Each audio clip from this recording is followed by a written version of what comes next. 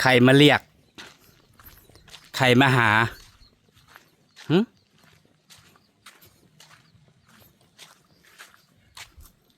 มายังอีกสิบะได้ยังมาขายให้อีกล่ะคือมิแต่เนี้ยมาขายแต่ละมือคือบอกไปขายให้ผู้อื่นกินน้ำแน่โอ้เขาอยากมีค่าให้เจ้าทำค่าให้เจ้าแล้วมันได้ตัวละบาทฉันค่าให้คนอื่นมันได้190ฟังด้วยพี่น้องมาขายให้บ่มีได้ราคาแพงขายให้ผู้อื่นเนี่ยเขาได้180 190ถ้าเจ้าให้เขาใส่นี่เขาเอาตัวละ2 บาทหิวเมื่อหลดสิขอยอิ่มแล้วเมื่อวานนี่กลับมาขายให้260 โตพูดถึงเจ้าอะไรนี่จักโตนอย่าบอกนะ500นั่น400เจ้าไปกินนั่นนะโพดโพไปคุดอยู่ใช่สิทั้งหน้าทั้งอันไปคุดกับไผจังได้400 500แม่จะ200 200ไปปาดสมื้อนี่นางไปคุดอันจิโป้มาขายพี่น้องมื้อนึงน่ะได้ตั้งหลายร้อยทั้งแม่ทั้งลูกอันนี้จักร้อยนั่นนี่400บ่นี่400ไปคุดมันนี่จักร้อยนี่500นางว่าจงไว้กินแน่แล้วเอามาขาย400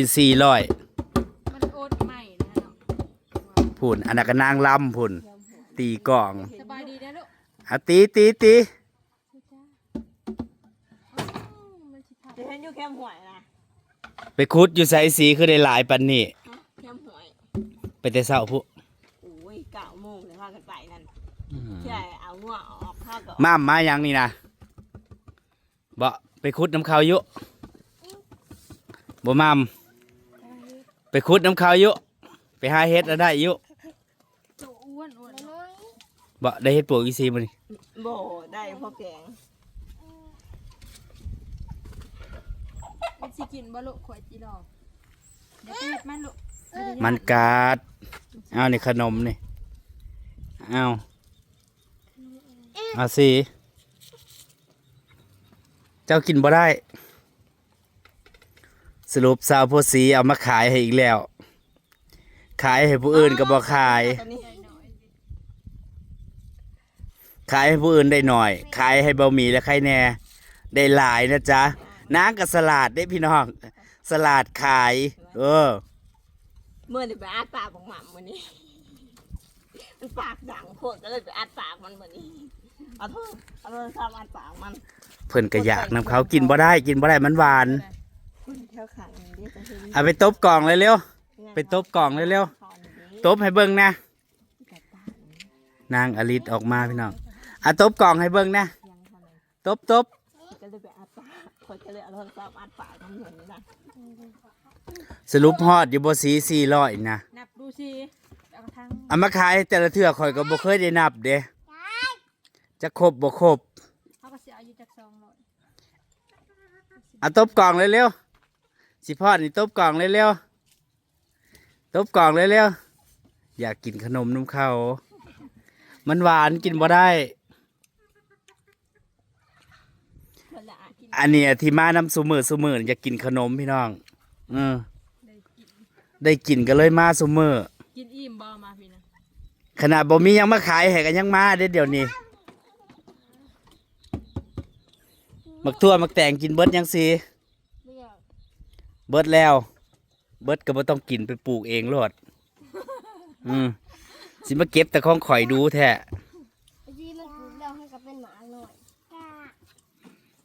มักแต่งข่อยน่ะตายไปแล้วสิเน่าเบิดอันโคโลเคเลนะอันกองๆกันเน่าจนเบิดบ่เหลือมันเฮิมน้ำบวมน้ำแล้วมันออกจะบ่ออกทั้งวันว่าสิไปปลูกไม้อีกอยู่เม็ดแตงก็มีแล้วเมื่อปลูกบ่เม็ดมักแตงมักบวบมักทั่วมักมีเบิดทั่วปีว่าสิปลูกทั่วปี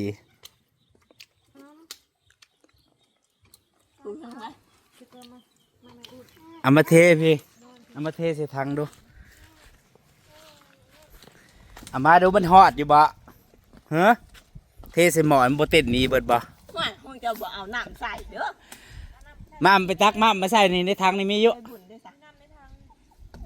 อันนั้นมาใส่หน่อยนึงเด้ตักใส่คู่หน่อยนะมันมีอยู่บ่ไป บ่ต้องใส่ร้ายดอกอย่ามาเต้นออก นางมากับสามีนางอันขี่รถมาป๊าด400บ่สิ ตัวนี้ละเป็นไงตัวนี้ มีแต่ตัวอ้วนมันพี่น้องเมื่อคืนนี่กะอามาลาทอดให้พี่แนนกินเนาะทอดแน่แล้วก็ขัวแน่บ่มีน่ะมักอันขัวแล้วก็ป่นใส่หน่อไม้ส้มเดี๋ยวมันสิเต้น ตัวละ2 บาทนั่นแหละเอ้ย อย่ามาหาต่อรองสิ เอ้า ให้ตัวละบาทกระบุญหัวแล้ว ตัวละ2 บาท ไปขายให้ผู้อื่น อย่าโลภมาก ได้คืบสิเอาศอก เอาได้เนาะอีซีนี่ ไปขายให้ผู้อื่นว่า100 ตัวต่อ80 90 บาท ใครอยู่มันอ้วนกิโล แต่ว่าอันนี้บ่มีสื่อของนางอะตัวละบาทนะจ๊ะ100 ตัวก็100 บาท เบิดนี่400กับ400 บาทพุ่นน่ะป๊าด พูด อ้วนเลย เห็นว่าหลายๆจังสี่นี่กะกลัวสิคุดได้ก็บ่แม่นง่ายพี่น้องเนาะเกือบตายพุ่นแหละแต่ว่าดีแต่ช่วงนี้นะฝนมันตกและน้ำมันหึมมันบวมน้ำน่ะ มันก็สิบ่คุดเลิกปานใดมันก็สิตื่นแน่คันช่วงดินแห้งๆนะเลิกมีแต่ตัวใหญ่พี่น้องอยู่บ้านบ่มีนะเขาขายตัวละบาทเขตอื่นน่ะก็100 ตัวต่อ80 บาทเนาะนี่อันนี้ตัวผู้นะจ๊ะปีกยิงๆตัวผู้ นี่ ถ้าตัวเมียมันนี่ตัวเมียจะปีกเรียบๆแต่มันพี่น้องมันกับตระกูลเดียวกันจิ้งหรีดแหละบางคนเอิ้นว่าจิ้งหรีดเนาะบ้านบ่มีเอิ้นจิรอหรือว่าจิโปมนั่นเองแต่ละภาคก็เอิ้นบ่คือกัน แต่ว่าเอาไปทอดนี่มันสิกรอบเนาะมัน แต่ว่าถ้าเอาไปขัวมันก็สิออกหยาบๆเอาไปแกงก็ได้แกงใส่ยอดมักบวบดอกมักบวบมันก็แซ่บใส่พ่อไม่ซีตัวละบาทนี่คันบ่ใส่น้ำแล้วมันก็เต้นตัวใหญ่ๆเนาะจิรอหวยบ่ซีนี่ อืม โคกมันอยู่ตามโคกเมื่อวานนี่นางก็ไปขุดขาย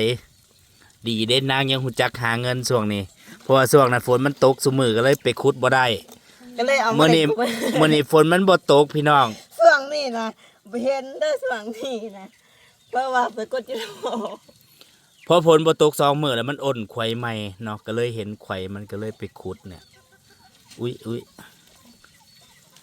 ช่วงนี้ก็บ่เห็นนางออกมาเพราะนางไปขุดอันจิโปมขาย4 โต400 ตัวมานั่งใส่ยายบุญแล้วไปใส่ ก็ไปใส่ก็คนยังเพิ่ง บ่นะบ่เห็นเราได้อีหยังนะบอกให้ยายรวยมาใส่ขี่จิรอเด้อ เขาเห็นข้าวต้มหอนลวกนะขี่ แต่ว่าเฮาคันเฮาอยากเก็บ ถ้าต้นน้ำฮอนลวกคุณนายว่าลายลอย คันเฮาอยากเก็บไว้เนี่ยเฮาก็ใส่ขี่แล้วเอาไปนึ่งพี่น้องนึ่งแล้วก็ใส่ถุงไว้แช่ฟิตไว้เนาะ แม่พจะเห็ดอันนั้นบอก มันบ่แม่นลูกหวกเนาะสี ข่อยเห็นแต่เจ้านี่แล้วว้าวนะ ใช่ขี้ปลอม สรุปแล้ว400 โตนบ่สิ แม่น จักครบบ่ครบฮะบ่จักครบบ่ครบบ่มัมได้นับอยู่บ่พวกข่อยเอามาแต่เทื่อก็บ่ได้นับเด้ข้านนับ400เขาบ่มีเงินทอนสิอันนี้แบ่ง500นะจ๊ะ เอา ข่อยบ่มีเงินทอนข่อยบ่มีเงินทอน หากับบ่มีคือกันหากับใบแซนคือกัน เอาเจ้ากระทอนข่อยมา มีแต่ใบแซน 400 โตกับ400 บาท อันนี้แบงค์500นะจ๊ะ จะมีเงินหน่อยบ่แถม บ่มี แน่จะกระปะทอนหานะแม่บัดนี้นะ เอาข่อยบ่มีใช่แล้วข่อยบ่จ่ายเด้อท่ามือใหม่ยังมาเอาเนาะ อืม เอาอย่าบอกน้ำอื่นสิเอามาขายให้อีกนะ ต้อง บ้า รู้เอาดิ ฮะมื้ออื่นสิขุดมาขายให้อีกทีนี่มื้ออื่นแล้วข่อยสิไปขุดน้ำเด้อไปขุดทางใด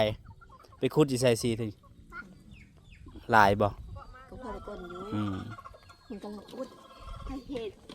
ยาวให้แท้ มื้ออื่นเดี๋ยวข่อยไปสู้เด้อ บ่ต้องเอามาขายให้ข่อยมื้ออื่นน่ะข่อยสิไปขุดน้ำ แต่บ่มีขุดน่ะบ่ได้ดอกสิมาได้3-400ตัว100ตัวยังว่ายากอะเด้ พูดเก่งเต๋อ อืม ผู้ใดได้ขุดได้ปานนี้ถือว่าบ่ธรรมดาเด้พี่น้องเนาะอีกอย่างซุมื้อนี้มันก็อึดแล้ว แถวโคกหน้าบ่มีนี่บ่มีแล้ว เขาเจ้าขุดขายเบิด แต่ว่าอันนี้ทั้งพุ่นน่ะยังมีอยู่ แถวกระเทนาสาวโพสีน่ะก็หลายเนาะเดี๋ยวอันโมอื่นบ่มีว่างบ่มีสิไปขุดน้ำนางอยู่ โอ้ยเชื่อนอ้ายมากเชื่อละมาแต่มัน สิ คันค่อยไปขุดเองแล้วเจ้าสิเอาไปขายให้ไผบาทนี่หึ ขายน้ำบรืดของขาย แต่บ่ได้ตัวละบาท อันเพราะว่าเมื่อเนี่ยเป็นหยังคือจะมาให้อ้ายนะจริงๆว่าบ่ขายให้คนอื่นปะกูบ่ขายให้ก็เลยมาหา อย่ามาเฮ็ดตีว้าวเอามาขายให้ซุมื้อกินจนเบื่อแล้วหาเรื่อง หาเลี้ยงให้อ้ายอ้ายว่าวให้เด้ อ้าวเจ้าข้างคอย100 ไปหนึ่งกับมือเนาะจิลานะ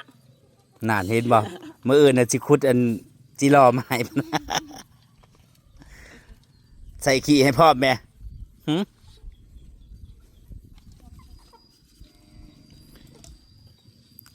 เงินอันได้เมื่อวานเนี่ยไปใส่เบิดบ่ ต้องเอาบ่ได้นั่นทำไม่ได้แค่30,000 นั่นแล้วเอาไปใส่เบิดบ่ ใช่ยัง เอาไปใส่เบิดบ่เงินนั่น โอ้ยมีแต่เงินกี่เผานั่นแล้ว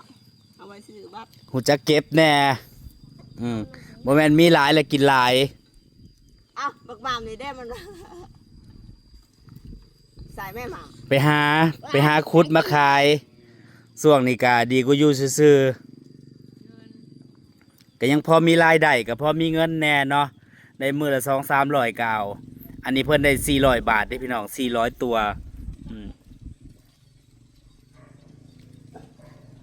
เดี๋ยวสิใส่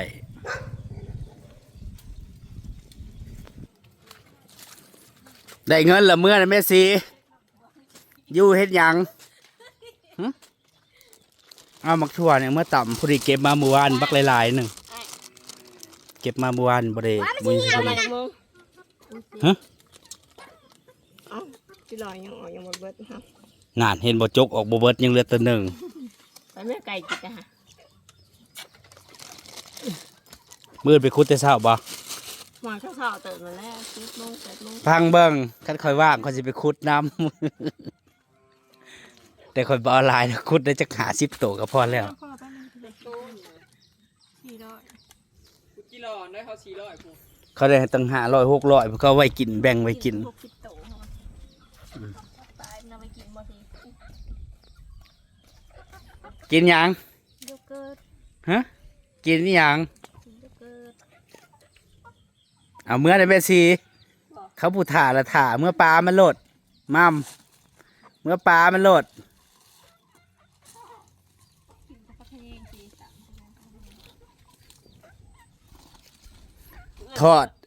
ทอดจิรอแล้วก็กินกับตำมักทั่วนี่อืม น้ำมัน เมื่อวานเพิ่นได้ทั้งเห็ดได้ทั้งจิรอ น้ำมาแล้วอยู่คั่น ไปเก็บเอาไว้มังนาวยังอยู่นะอยู่สวน มะนาวบ่ได้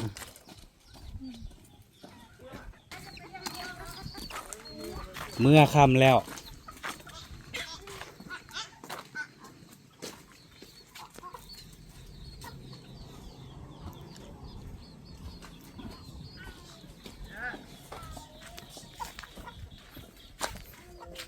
มานี่ก็ว่าแต่ผู้เจ้าไปใส่ก็ไปน้ำตลอด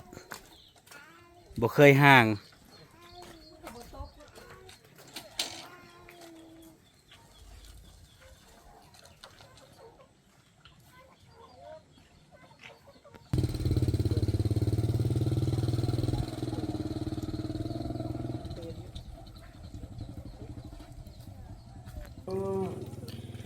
ใส่ขี่มันออกพี่น้องมันมีขี่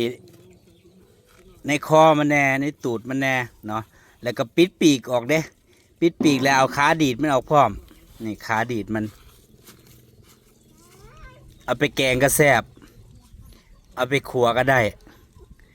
เอาไปทอดในแห้งแซ่บเนาะมันจะมันกรอบทอดใช้ใบเตยเบิ่งนะ แต่ว่ายามมันไข่กับส่วงเกี่ยวเข่าวฤดูผสมพันธุ์เกี่ยวเข่าวมันกับไข่มันซ่อนกันเด้ซ่อนกัน แต่พอมันวางไข่แล้วมันก็ออกตายเนาะช่วงเดือนธันวาแต่ว่าอยู่บ้านก็ถือว่าเขาขายแพงอยู่เด้ตัวละบาท แต่ว่าเขาเอาขามไปขายฝั่งไทยเนี่ยตัว150 บาท อยู่ฝั่งไทยบ้าเลยหลาย400 ตัวพี่น้องบ่ได้หน่อยเด้แต่ว่านางมาเทื่อๆก็บ่เคยนับดอกแต่ก็เสื้อนางกี่ดอกว่ามันหอดเนาะเพราะมันหลายเนี่ย ไม่ใช่ขึ้นมาหนึ่งบ่อตัวหนึ่ง เอาไปทอดไปขั่ว กระเพาะ คันบ่กินก็เอาไปนึ่งแล้วก็ใส่ถุงซ่องฟิตไว้เนาะ ใช่แล้วมันออก แต่ว่ายามมันไข่แห้งแสบถ้ามันไข่ออกเบิดแล้วมันบ่แสบเด้มันพาวบัดทีนี้เนาะมันสิบ่มันบ่หยังแต่ว่าช่วงนี้แสบอยู่มันก็คือมันโตเต็มวัยแล้วกำลังเป็นหนุ่มวัยรุ่นประมาณนั้นเนาะนี่แต่ว่ามันกัดเจ็บเด้ แย่ คันปลาให้มันกัดมันเจ็บเด้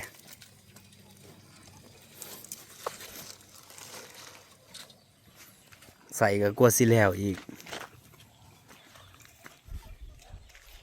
มาใส่จีรอเร็วอยากลงมาเลยอยากลงมา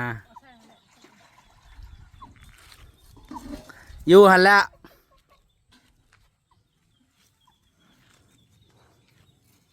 นั่นแหละพี่น้องจ๋ามาวันนี้ก็สิขอเก็บภาพบรรยากาศไว้เพียงเท่านี้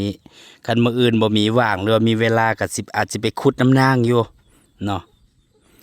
เงินอันนางข้างบ่มี100นางก็สิได้เอาจิโป้มแหละมาให้ไปแล้วท่านผู้ชมสบายดี